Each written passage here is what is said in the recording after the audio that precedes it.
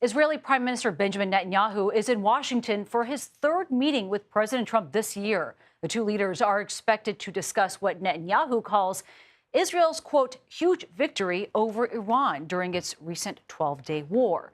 And since that conflict ended nearly 2 weeks ago, President Trump has been pushing for an end to the war in Gaza.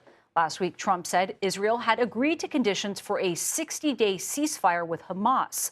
The militant group on Friday said it had a positive response to that proposal.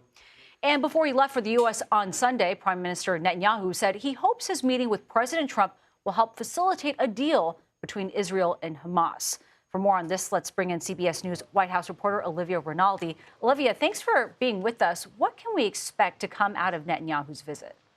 Well, Nancy, there's a couple of things on the plate tonight during that dinner between Trump and Prime Minister Netanyahu. One being that potential ceasefire between Israel and Hamas. We know that there are negotiators right now in Qatar having conversations with mediators about how they can potentially end this war or at least get to a pause.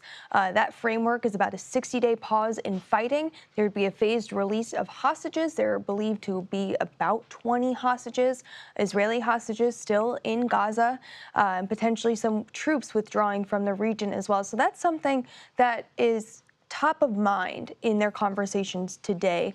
Also, potentially any negotiations with Iran. We know that this is the first time these two leaders are sitting down since the U.S. joined Israel for strikes against Iran's nuclear sites just 2 weeks ago. So the question now is Israel willing or is the U.S. willing, rather, to have continued negotiations with Iran? And what does that look like? As we know, this has all led up to certainly some tense conversations between Trump and Netanyahu about those strikes in Iran. So this is really kind of a resetting of the plate, if you will, between Israel and the U.S. regarding a ton of situations unfolding in the Middle East.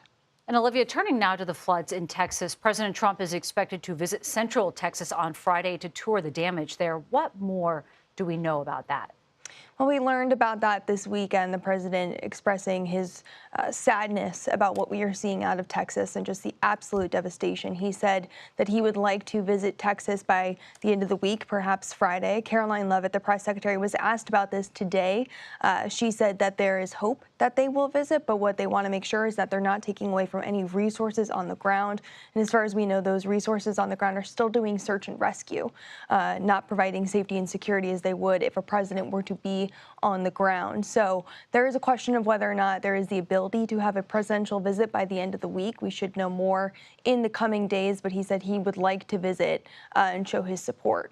And Olivia, this afternoon, President Trump also announced another round of tariffs, this time targeting several additional countries, including South Korea and Japan. The U.S. will impose 25% blanket tariffs on both starting August 1st. That was the announcement. So what is the reasoning there, and how might this affect relations between these two countries, two major U.S. allies, we should point out? Of course. I mean, to understand this, we got to go back to April 2nd. That was Liberation Day when those reciprocal tariffs first went into place. You remember how the market reacted. It was not good. The Trump administration announced a 90-day pause on those tariffs. Well, that 90 days is coming up on Wednesday, July 9th. They promised that there would be all of these trade deals. In between then, there have been two. So in the meantime, the White House says that they are now extending the deadline for these reciprocal tariffs for these countries to make deals with the U.S. until August 1st. That was something Trump was expected to sign today via executive order.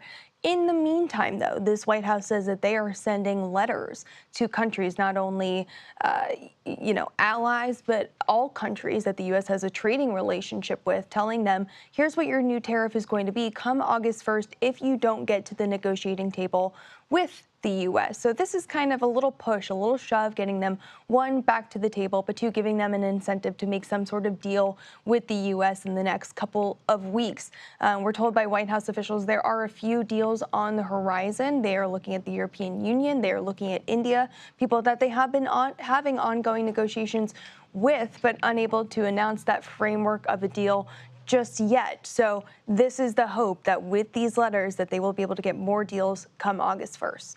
We shall see. Olivia Rinaldi, thank you very much for joining us.